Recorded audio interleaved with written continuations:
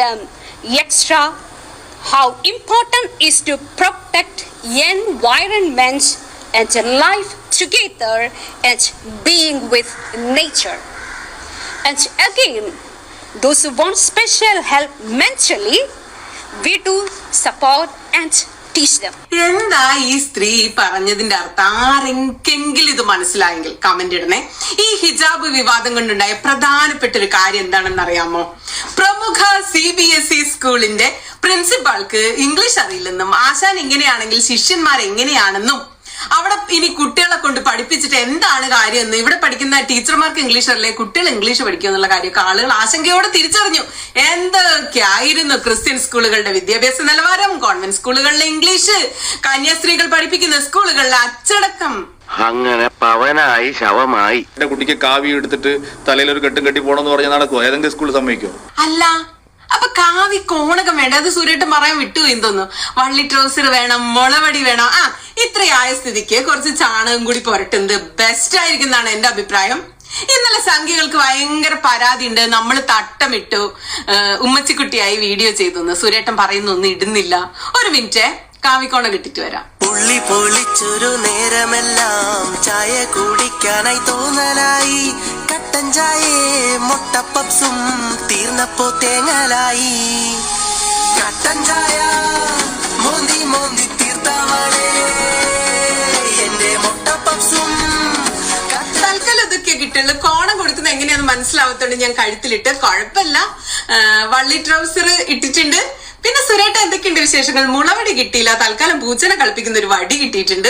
ഞാനിപ്പോ എന്റെ മക്കളെ തലയിലൊരു കെട്ടും ഒരു കാവി ഇതൊക്കെ ഉടുപ്പിച്ചിട്ട് ഞാൻ എന്റെ കുട്ടിയെ നാളെ സ്കൂളിൽ കൊണ്ടുപോയിട്ട് എന്റെ കുട്ടിക്ക് കാവി എടുത്തിട്ട് തലയിലൊരു കെട്ടും കെട്ടി പോകണമെന്ന് പറഞ്ഞാൽ നടക്കുമോ? ഏതെങ്കിലും സ്കൂളിൽ സമ്മതിക്കോ?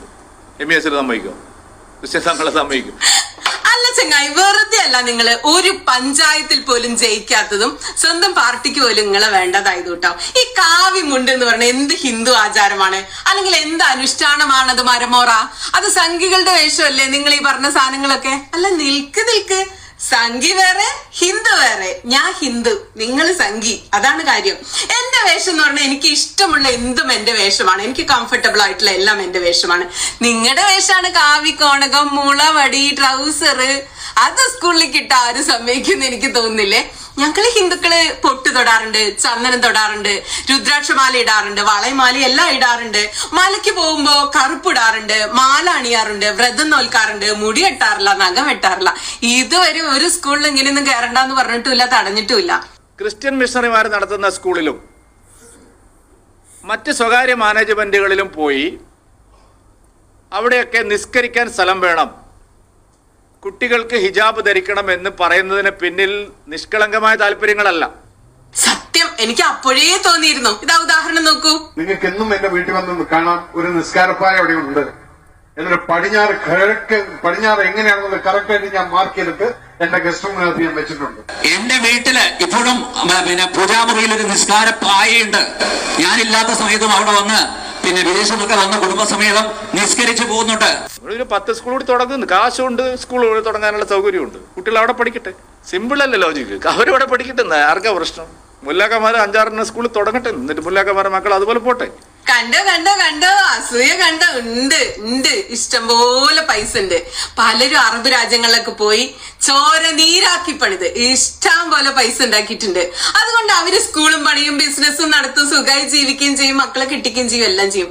സംഘികൾ ഇങ്ങനെ മുളവടിയൊക്കെ ചുളിച്ച് ഇങ്ങനെ നടന്ന കാശുണ്ടാവില്ല കേട്ടോ. ഹിന്ദുക്കൾക്കും ഹിന്ദു സ്കൂള്, മുസ്ലിങ്ങൾക്ക് മുസ്ലിം സ്കൂള്, ക്രിസ്ത്യാനികൾക്ക് ക്രിസ്ത്യൻ സ്കൂൾ എന്നൊക്കെ കേൾക്കുമ്പോ സംഘികൾക്ക് ഒരു രസം തോന്നും. പക്ഷെ ഇത് പറ്റൂല. ഇത് ഇന്ത്യയാണ്, ഇവിടെ ബഹുസ്വര സമൂഹമാണ്. അങ്ങനെ ഓരോ മതക്കാർക്ക് ഓരോ സ്കൂളൊന്നും സുരേട്ടൻ തുറന്നാൽ അത് പറ്റില്ല. അതൊക്കെ സംഘികൾ അവിടെ വെച്ചാൽ പോയി പഠിക്കുക. അതൊക്കെ ശാഖയിലേ പറ്റുള്ളൂ. ശാഖ എന്ന് പറഞ്ഞപ്പോഴാണേ, അത് മാത്രല്ല, ഈ ശാഖയിൽ എന്തൊക്കെയാണ് ഈ നടക്കുന്നത്? ഞാനിന്നോട് വന്നിരിക്കുന്നത് എന്റെ മരണം വഴിയായിട്ടാണ്. ഒരിക്കലും ഒരിക്കലും ഒരിക്കലും ഇടപഴകരുതാത്ത ചില ആൾക്കാരുണ്ട്. അവരാണ് RSSകാർ. They are sexually abusing children. ഞാൻ അബ്യൂസ് ചെയ്ത ആളുടെ പേര് ഞാൻ പറയാം. His name is Nithish Muralidharan, എല്ലാവരുടെയും കണ്ണൻ ചേട്ടൻ. ഇക്കാര്യത്തിലൊക്കെ ആദ്യം ഒരു തീരുമാനം എടുക്കണം. എന്നിട്ട് മതി സ്കൂളിലേക്ക് കാവിക്കോണകവും ചുറ്റി മുളവടിയും ചുറ്റി ഇറങ്ങുന്നതൊക്കെ. സെന്റ് സ്കൂളിൽ തട്ടവിട്ട് പ്രശ്നം ഉണ്ടായത് കുട്ടിയാണ്, 14-15 വയസ്സേ ഉള്ളൂ.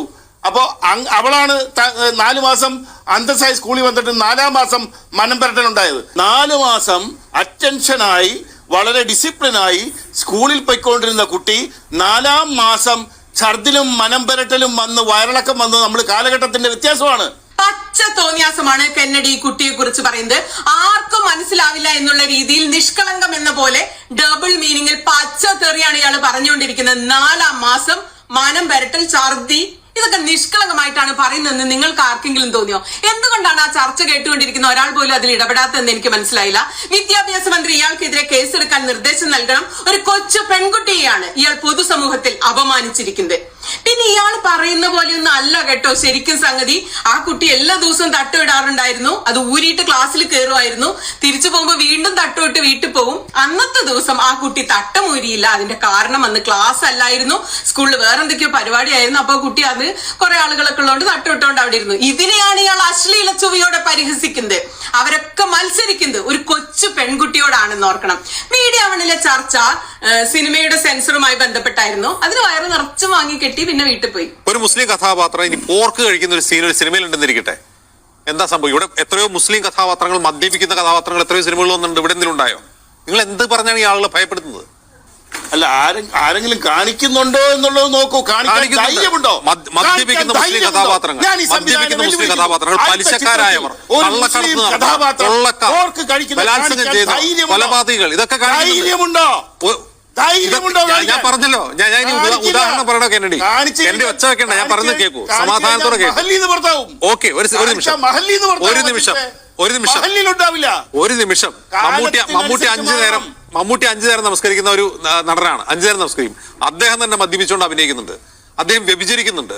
അദ്ദേഹം പലിശക്കാരനായിട്ടുണ്ട്, കൊള്ളക്കാരനായിട്ടുണ്ട്, കൊലപാതകമായിട്ടുണ്ട്, റേപ്പിസ്റ്റ് ആയിട്ടുണ്ട്. ഈ ഭൂലോകം ഇടിഞ്ഞു വീണോ? നിങ്ങൾ ഏത് കേരളത്തെ കുറിച്ചായി സംസാരിക്കുന്നത്?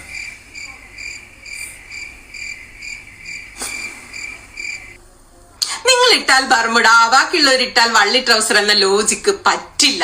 അച്ഛന്മാരെ പറ്റില്ല, കന്യാസ്ത്രീകളെ പറ്റില്ല. ഇവിടെ എല്ലാവർക്കും ഒരേ അവകാശമാണ്. എല്ലാ മുസ്ലിം കുട്ടികൾക്കും മുസ്ലിം സ്കൂളിൽ പോയി പഠിക്കാനൊന്നും ഇവിടെ പറ്റില്ല.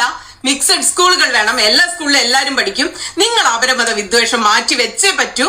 മത്സരിക്കാത്ത മന്ത്രി, ജയിക്കാത്ത മന്ത്രി, എന്നിട്ടും മന്ത്രി ഇന്നലെ എന്തൊക്കെയോ പറയുന്നുണ്ടായിരുന്നു. നിരോധിത ഭീകര സംഘടനയാണ് അതിന്റെ മുന്നിൽ പ്രവർത്തിച്ചതെന്ന് അറിയാം. അത് ചില ജനപ്രതിനിധികൾ അവരെ പ്രോത്സാഹിപ്പിക്കുകയും മറ്റുള്ളവരുടെ കൂടെ നിന്നത് പരിഹരിച്ചു എന്ന് വരുത്താനും ശ്രമിക്കുന്നുണ്ട്. ഇയാളൊക്കെ എവിടെയായിരുന്നു ശരിക്കും ഇത്രയും കാലം? മണിപ്പൂര് വിഷയം വന്നപ്പോ മുങ്ങിയതാണ്. ഇപ്പൊ സുവർണാവസരം കണ്ടപ്പോ എടുത്തു ചാടി മടയെന്ന് പുറത്തു വരികയാണ്. രാജവെമ്പാല, അണലി, മൂർഖൻ ഒക്കെ മടയെന്ന് പുറത്തു വന്നിട്ടുണ്ട്. എല്ലാ വിഷയം കഴിഞ്ഞപ്പോ നമ്മള് കുഞ്ഞാലിക്കുട്ടി സാഹിബും വന്ന അഭിപ്രായം പറഞ്ഞുപോയി. ഇത്രയും വലിയൊരു വിഷയം ഉണ്ടായിട്ട് ഒരു അക്ഷരം പോലും മിണ്ടാതിരുന്നിട്ട് ഒക്കെ കഴിഞ്ഞ് സേഫ് ആയപ്പോ വന്ന അഭിപ്രായം പറയുന്നു. പള്ളുരുത്തി സ്കൂളിലുണ്ടായ പ്രശ്നം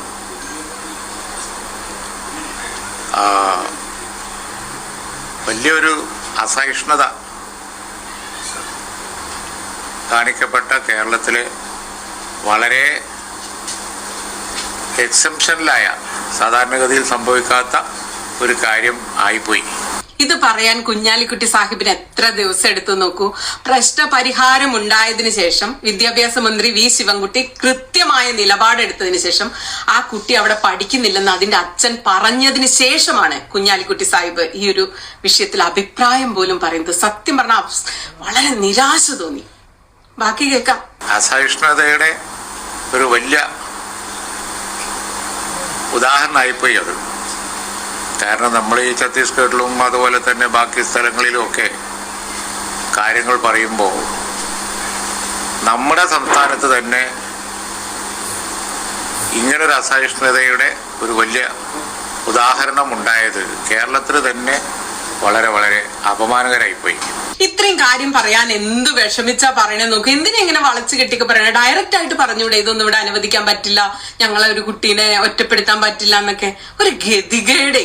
മുസ്ലിം ലീഗ് അതില് ആദ്യം തന്നെ കയറി അഭിപ്രായം പറയാതിരുന്നത് അവിടെ ചില ഛിദ്രശക്തികൾ രണ്ടു വശത്തും ഇതിനെ ഊതി വീർപ്പിക്കാൻ നോക്കുന്നുണ്ട് എന്നൊക്കെ മനസ്സിലാക്കിയിട്ടാണ്. എന്താണ് വാക്ക് ഉപയോഗിച്ചെന്നറിയാം? മനസ്സിലാക്കി. ചില ഛിദ്രശക്തികൾ രണ്ട് വശത്തും മൂതി വീർപ്പിക്കാൻ ശ്രമിക്കുന്നു എന്ന് മനസ്സിലാക്കി എന്നാണ് അദ്ദേഹം പറയുന്നത്. ഇവിടെ എങ്ങനെയാണ് രണ്ട് പക്ഷത്തും ആളുണ്ടായത്? ഒരു വശത്ത് 13-കാരിയായ ഒരു പെൺകുട്ടി, മറുവശത്ത് അസ്ഥാനത്തും അനാവസരത്തിലും ഒക്കെ പാമ്പ് വിഷം ചീറ്റുന്ന പോലെ പേടിപ്പിക്കുന്ന രീതിയിൽ ചിരിക്കുന്ന ഒരു കന്യാസ്ത്രീ. ഇംഗ്ലീഷിൽ അവർ സംസാരിക്കുന്നു. എന്തിനു വേണ്ടിയാണോ മലയാള മാധ്യമങ്ങളോട്? ഇവിടെ എങ്ങനെയാണ് രണ്ട് കക്ഷികളുണ്ടെന്ന് കുഞ്ഞാലിക്കുട്ടി സാഹിബ് പറയുന്നത്? ആരാണ് ആ മറ്റേ കക്ഷി? നമ്മൾ ആരും കാണാത്ത, അദ്ദേഹം മാത്രം കാണുന്ന പിന്നെ ആരാണ് ആ കക്ഷി? ആരെയാണ് ഇദ്ദേഹം ഭയപ്പെടുന്നത്? സത്യത്തില് മുസ്ലിം ലീഗ് എന്ന് പറയുന്ന ഒരു രാഷ്ട്രീയ പാർട്ടി കേരളത്തിൽ ഇത്ര വലിയൊരു വിഷയം ഉണ്ടാവുമ്പോ എടുക്കേണ്ട നിലപാട് ഇതാണോ? നിങ്ങൾക്ക് എന്താ അഭിപ്രായം എന്ന് നിങ്ങൾ കമന്റ് ഇടണേ. പക്ഷേ ആ കാര്യം അവസാനം വന്നു ഭവിച്ചത് ഒരു വിദ്യാർത്ഥിനിയുടെ വിദ്യാഭ്യാസ അവകാശം നിഷേധിക്കുന്ന, ഈ കുട്ടിയുടെ വിദ്യാഭ്യാസ അവകാശം നിഷേധിക്കപ്പെട്ടത് എങ്ങനെയാണ് കുഞ്ഞാലിക്കുട്ടി സാഹിബേ? അങ്ങയുടെ മൗനമാണ് അതിലേക്ക് ഈ കാര്യങ്ങൾ എത്തിച്ചത്. അങ്ങേക്ക് സംസാരിക്കാമായിരുന്നില്ല കുട്ടിക്ക് വേണ്ടിയിട്ട്? ഒരു ദയനീയമായ സ്ഥിതിയിലാണ് എന്നുള്ളത് ഒരു മതേതര കാഴ്ചപ്പാട് പുലർത്തുന്ന കേരളത്തിലെ മുഴുവൻ ജനങ്ങൾക്കും, അതുപോലെ തന്നെ ഇവിടെ വിദ്യാലയങ്ങൾ എന്ന് പറയുന്നത് എല്ലാ വിഭാഗങ്ങളും നടത്തുന്നുണ്ട്. ഓരോ വിഭാഗം നടന്ന വിദ്യാലയം അവർക്ക് വേണ്ടി മാത്രം എന്നുള്ളത് നമുക്ക് പറ്റൂലല്ലോ. അപ്പോൾ അതുകൊണ്ട് ഇതിലൊരു വിശാലമായ കാഴ്ചപ്പാടെടുത്ത് പോവാൻ പൊതുസമൂഹം ഉത്തരവാദിത്തം കാണിക്കുകയാണ് വേണ്ടത്. ഇത്തരം വിഭാഗീയ പ്രവർത്തനങ്ങൾ കേരളത്തിൽ വിജയിക്കുന്നത് എന്തൊക്കെയോ ജനറൽ ആയിട്ട് പറയാ. പൊതുസമൂഹത്തിന്റെ തലയിൽ അങ്ങോട്ട് വെച്ചു കൊടുത്തു. ഇങ്ങനത്തെ വിഷയങ്ങളൊക്കെ ഉണ്ടാവുമ്പോൾ പൊതുസമൂഹം ആ നിലപാടെടുക്കണം, ഈ നിലപാടെടുക്കണം. അതെന്താ കുഞ്ഞാലിക്കുട്ടി സാഹിബ്?